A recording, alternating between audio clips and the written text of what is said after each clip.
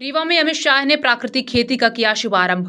विशाल किसान सम्मेलन में उमड़ा जन सैलाब। केंद्रीय गृह एवं सहकारिता मंत्री अमित शाह ने रीवा में प्राकृतिक खेती अभियान का विधिवत शुभारंभ किया। इस अवसर पर आयोजित विशाल किसान सम्मेलन में हजारों किसान सम्मिलित हुए। कार्यक्रम में प्राकृतिक खेती को बढ़ावा देने, लागत घटाने और किसानों की आय बढ़ाने पर विशेष जोर दिया गया। अमित शाह ने अपने संबोधन में कहा कि प्राकृतिक खेती से मिट्टी की सेहत सुधरेगी, उत्पादन लागत घटेगी और किसानों को रसायन मुक्त सुरक्षित खेती की दिशा में आगे बढ़ाने का अवसर मिलेगा। उन्होंने कहा कि प्रधानमंत्री मोदी के नेतृत्व में सरकार किसानों को आत्मनिर्भर बनाने के लिए निरंतर कार्य कर रही है और प्राकृतिक खेती उसी कड़ी का अहम हिस्सा है। सम्मेलन में प्रदेश के मुख्यमंत्री डॉक्टर मोहन यादव, उप मुख्यमंत्री राजेंद्र शुक्ल, कृषि मंत्री सहित कई जनप्रतिनिधि और कृषि विशेषज्ञ मौजूद रहे। मुख्यमंत्री डॉक्टर मोहन यादव ने कहा कि मध्य प्रदेश में प्राकृतिक खेती को मिशन मोड में लागू किया जा रहा है, जिससे किसानों को प्रशिक्षण, तकनीकी सहायता और बाजार उपलब्ध कराया जाएगा। कार्यक्रम के दौरान किसानों को प्राकृतिक खेती की तकनीकों, जैविक इनपुट्स, गोबर गोमूत्र आधारित जैव उत्पादों और फसल विविधीकरण की जानकारी दी गई। साथ ही सफल किसानों के अनुभव भी साझा किए गए, जिससे अन्य किसानों को प्रेरणा मिली। किसान सम्मेलन में उमड़े जन सैलाब ने यह संदेश दिया कि रीवा सहित पूरे विंध्य क्षेत्र में प्राकृतिक खेती को लेकर किसानों में उत्साह और भरोसा बढ़ रहा है। आयोजन को क्षेत्र के कृषि विकास की दिशा में एक महत्वपूर्ण कदम माना जा रहा है। सबसे पहले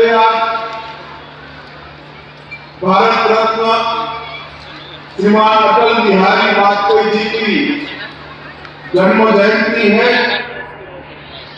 ये रीवा क्षेत्र अटल जी के बहुत प्रिय क्षेत्रों में से रीवा क्षेत्र हुआ। उन्होंने मुझे बताया कि जब वो प्रधानमंत्री बने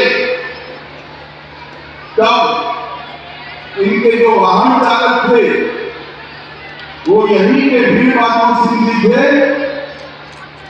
तब अटल जी वघेरी बोली में ही वीर बाबू सिंह के साथ बात करते। तो अटल जी ने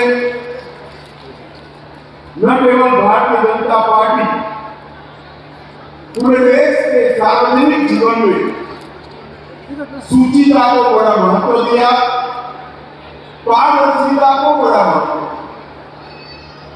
और अटल जी अपने जीवन के कार्यकाल के, अपने कर्मों के कारण एक ऐसे नेता की श्रेणी में आ गए जिन्होंने जो बोला वो कर दिखा है।